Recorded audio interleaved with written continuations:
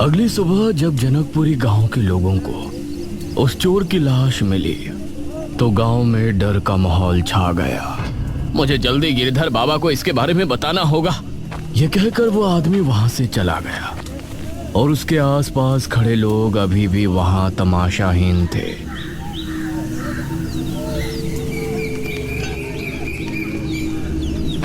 कुछ देर बाद वो आदमी अपने साथ एक बाबा को लेकर आया जिसने पूर्ण रूप से काले वस्त्र धारण किए हुए थे। बाबा ने लाश को ठीक से देखा और बोले, हे भगवान, ये किस तरह की मौत हुई है? ऐसा लगता है इसके शरीर से सारा खून चूस लिया गया हो, लेकिन शरीर पर एक भी घाव नहीं है। ऐसा काम ना कोई जानवर कर सकता है ना इंसान।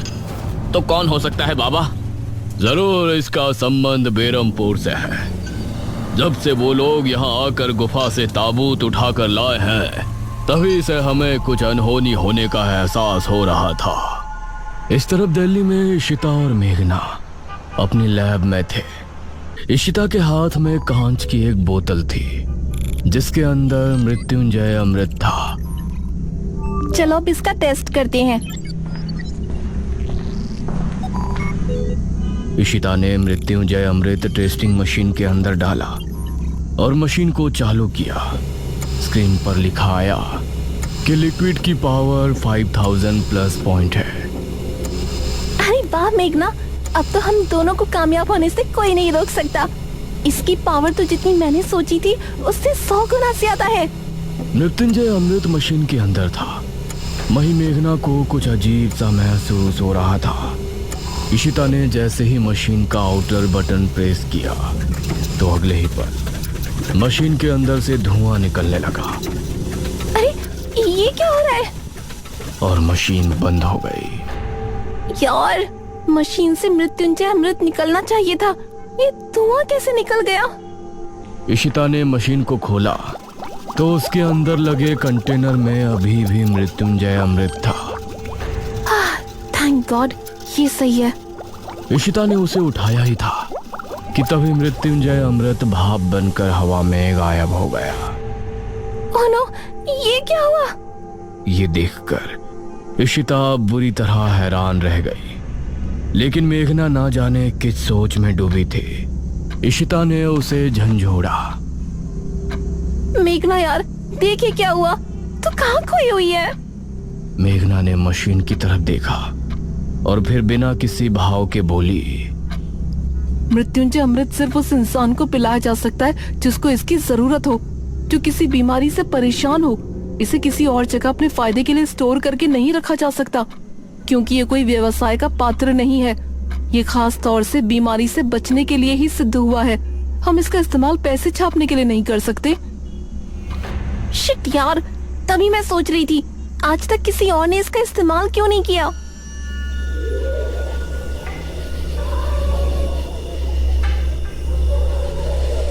ये दोनों शाम होने पर अपने घर पहुंची। इशिता के चेहरे पर परेशानी के भाव दिख रहे थे। वहीं मेघना को अजीब सी बेचैनी हो रही थी। तभी इशिता ने खाना लगाया और टीवी ऑन किया। आज की ताजा खबर, जनकपुरी गांव में एक अजीब मामला सामने आया है। वहां कल रात को ऐसा तूफान आया जैसा पहले कभी नहीं आया, और आज सुबह गांव में एक आदमी की लाश पाई गई। उसका शरीर पूरी तरह से पीला पड़ा हुआ था, जिसे देखने से लग रहा है कि उसके शरीर में एक भी बूंद खून नहीं बचा। इसी वजह से उसकी मौत हुई है। लेकिन इस तरह से खून किसने किया, ये एक बहुत बड़ा सवाल है। ये खबर देखते हुए मेघना ने इशिता से कहा, अरे ये जनकपुरी तो वही गांव है ना जहाँ से हमने महाराज की लाश बरामद की थी? हाँ वही है, लेकिन यहाँ पर जो कुछ चल रहा है उसका तेरी कहानी से कोई कनेक्शन नहीं है, समझी? तू बस काम पर ध्यान दे। यार मुझे टेंशन हो रही है, हमारी जॉब का क्या होगा?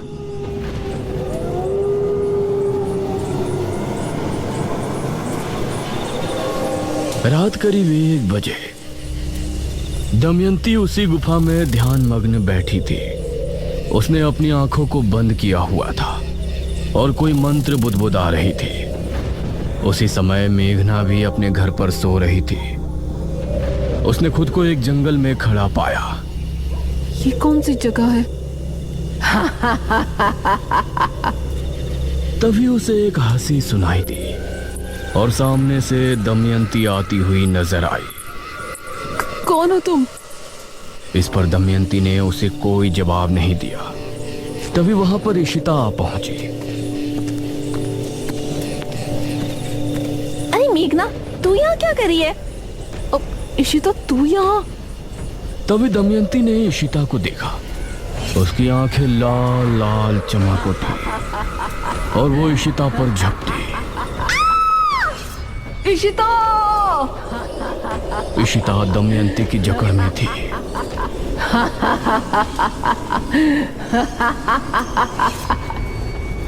मेघना, उठना, क्या हुआ तुझे? मेघना नींद से जागी। तू पूरी तरह पसीने से भीगी है। फिर से कुछ डरावना देखा क्या? इशिता, तू ठीक है ना? हाँ, मैं ठीक हूँ, लेकिन तुझे क्या हुआ? मेघना ने इशिता को कसकर गले से लगा लिया। उसकी धड़कनें तेज तेज चल रही थी। इस तरफ दमयंती ने झुंझलाते हुए अपनी आंखें खोली। या कुछ देर और उसे सपने में डरा कर रखती तो शायद उसका पता लगाने में कामयाब हो जाती। अब कैसे पता लगाऊं कहाँ है वो? तभी दमयंती के शरीर की त्वचा रंग बदलने लगी। नहीं। उसने आंखें बंद करके एक मंत्र पढ़ा तो वो ठीक हो गई।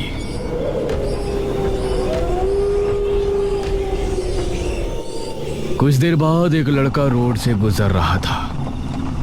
यार, आज तो पार्टी में मजा ही आ गया।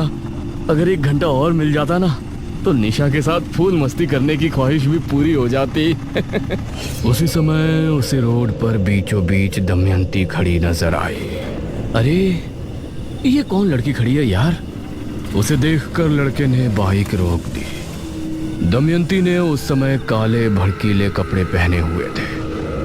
वो लड़का उसे ऊपर से नीचे तक निहार रहा था। दमयंती भी उसके जवाब में मुस्कुराई। कौन है आप? ऐसा लग रहा है जैसे स्वर्ग से अप्सरा जमीन पर उतर आई हो। यह सुनकर दमयंती उसके बेहद करीब आ गई और उसे गले से लगा लिया। ओह माय गॉड, तुम तो बहुत फास्ट फॉरवर्ड हो यार। वो दमयंती की चिकनी कमर पर हाथ फेरने लगा। तभी दमयंती के नाखून लंबे हो गए, उसकी आंखें भी लाल हो गई और अगले ही पल उस लड़के की चीख फिजा में गूंज गई।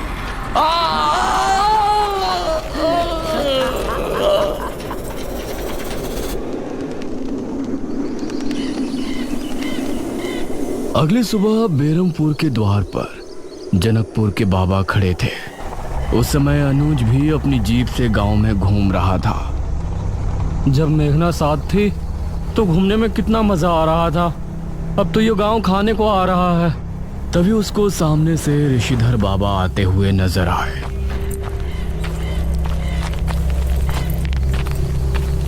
अरे तांत्रिक महाराज, प्रणाम। प्रणाम बेटा, तुम मुझे जानते हो?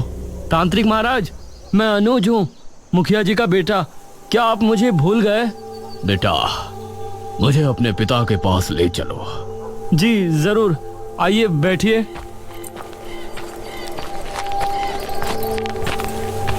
अनुज ने ऋषिधर बाबा को जीप में बैठाया और घर लेकर पहुंचा।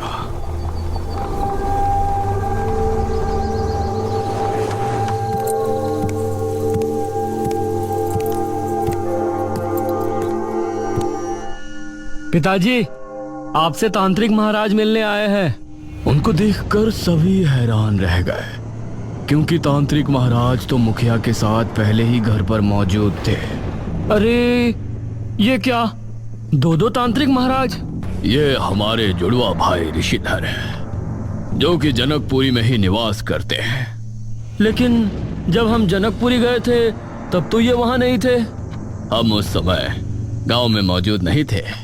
कहो ऋषिधर, कैसे आना हुआ? भैया, बहुत बड़ी समस्या आ गई है। हमारे गांव जनकपुर में पिछले 2 दिनों में 2 मौतें हो गई हैं। ठीक से बताओ ऋषिधर, उन मौतों से तुम इतना क्यों डर गए हो? क्या वो अकाल मृत्यु है? मरने वाले का शरीर इस तरह से पीला पड़ जाता है जैसे उनके शरीर से सारा खून चूस लिया हो। और जिस रात पहली मौत हुई उस रात गांव में बहुत तेज आंधी आई थी। फिर तो जरूर यह किसी अनहोनी का संकेत है। लेकिन तांत्रिक महाराज, निशिर मोलो तो जा चुके, अब ये मौतें किस वजह से हो रही हैं? हमें संदेह है कि आप लोगों के आगमन का इससे कोई संबंध है।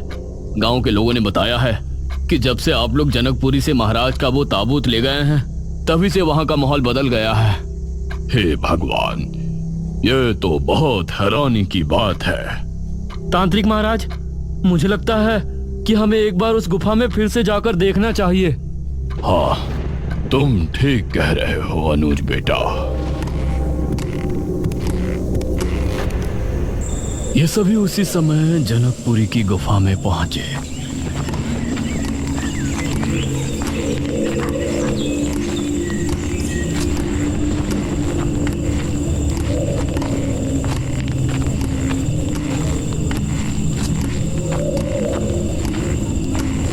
और काफी अंदर जाने के बाद उन्हें एक निशान नजर आया।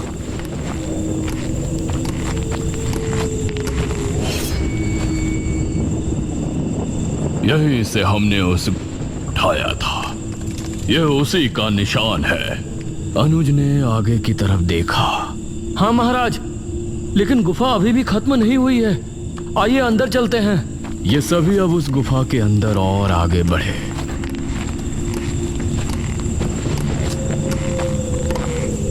तो काफी देर बाद उन्हें एक और ताबूत नजर आया जो कि खुला हुआ था। अरे, यहाँ तो एक और ताबूत है। इसकी तो हमें खबर ही नहीं थी। तांत्रिक महाराज ने उस ताबूत पर अपना हाथ रखा और आंखें बंद करके कुछ मंत्र पढ़े। तभी उन्होंने एक दृश्य देखा जिसमें इस ताबूत को 4 लोगों ने उठाया हुआ था।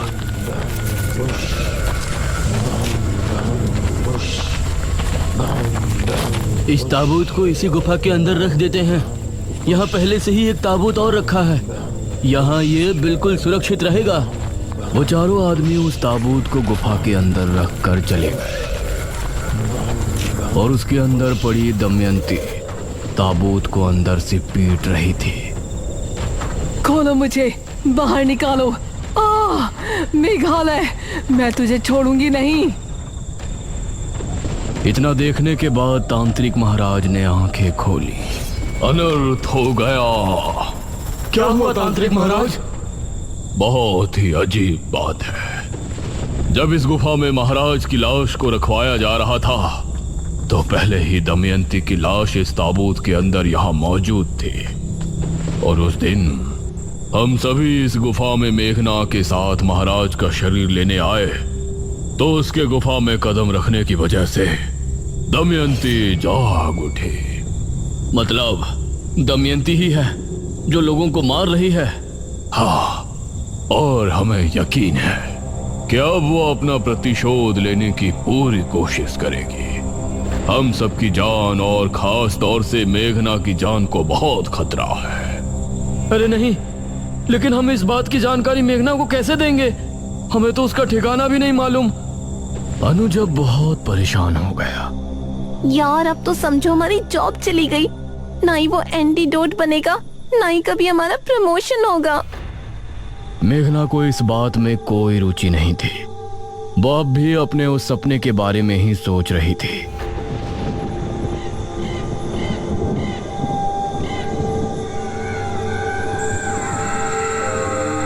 रात को करीब 12 बजे दमयंती फिर से ध्यान मग्न होकर बैठ गई। इस तरफ मेघना ने एक अजीब दृश्य देखा। उसने देखा कि वो एक जंगल में खड़ी है और काफी दूर पर इशिता और अनुज खड़े हैं। मेघना! अरे इशिता, अनुज, तुम दोनों वहाँ क्या कर रहे हो? मेघना, इधर आ जल्दी। अरे लेकिन तुम दोनों आगे क्यों नहीं बढ़ते? तभी उसने देखा कि एक बड़े से पेड़ पर दमयंती पैर लटकाए बैठी हुई है उस पेड़ से जटाएं निकल कर आई और वो अनुज और इशिता के गले में लिपट गई।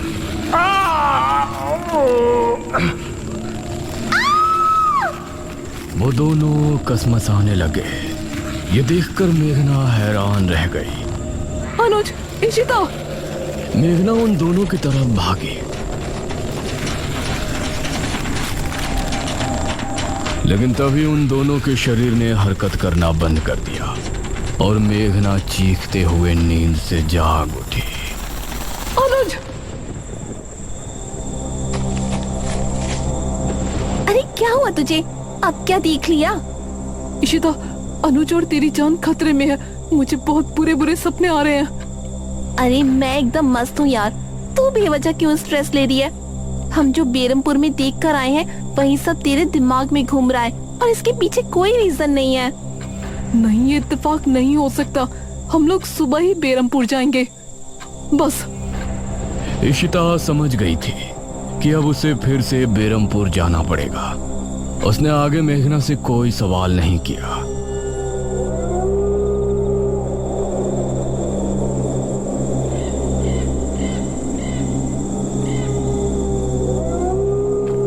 इस तरफ जनकपुरी में एक आदमी बड़बड़ाता हुआ घर को लौट रहा था। बेवफा, मुझे सिर्फ लूटने के लिए आई थी मेरे घर पर।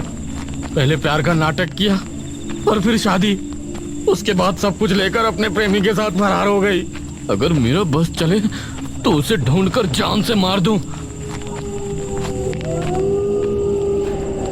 ये कहकर उसने अपने घर के दरवाजे पर लात मारकर उसे खोल दिया।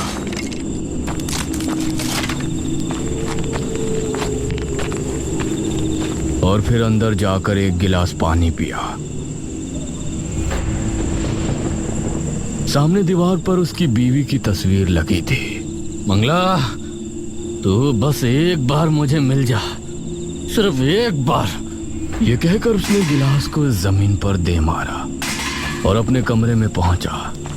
उसने जैसे ही दरवाजा बंद किया तो उसे बिस्तर पर एक लड़की लेटी नजर आई।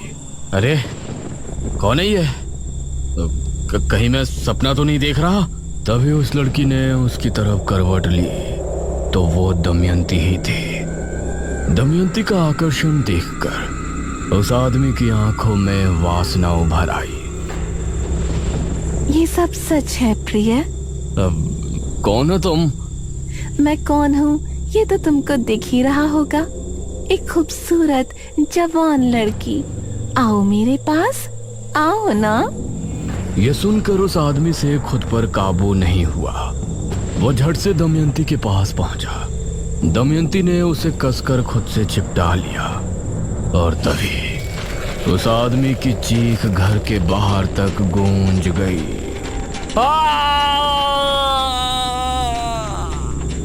अगले ही पल उसकी लाश पूरी तरह से पीली पड़ चुकी थी।